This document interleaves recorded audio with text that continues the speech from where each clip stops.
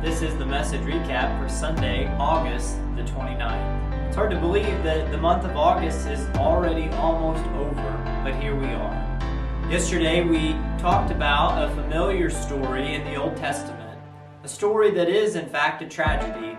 David's sin with Bathsheba and the murder to cover it up. We ask a rather simple question, so why did David do it? There's a lot of theories, there's a lot of responses, but at the end of the day what we said was because he could.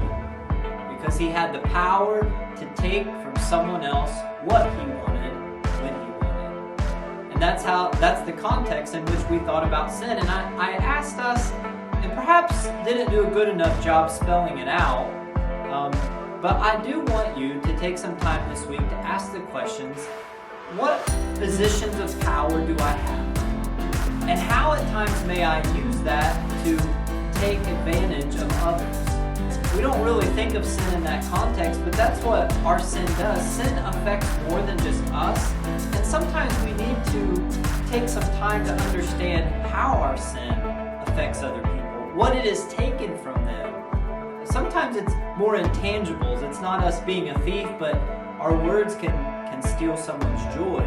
Our actions can steal someone's honor, and it can make them feel blamed or shamed. And we have responsibility in that. And so if we would take some time this week to ask God, what are the ways that my sin has hurt others?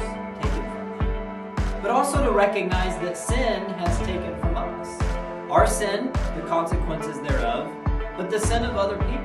People we love and care about, people we work with or live in the same household with.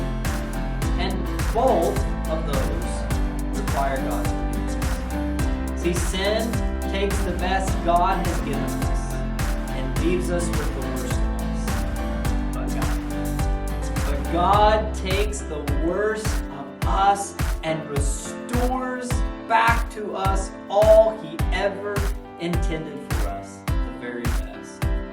God's forgiveness is sufficient for our sins, and it's sufficient for the sins of those who committed them against us. May we trust in that forgiveness, and may we bear with one another in the world and be the most forgiving people on planet Earth. To God be. Have a great week, New Life. We'll see you soon.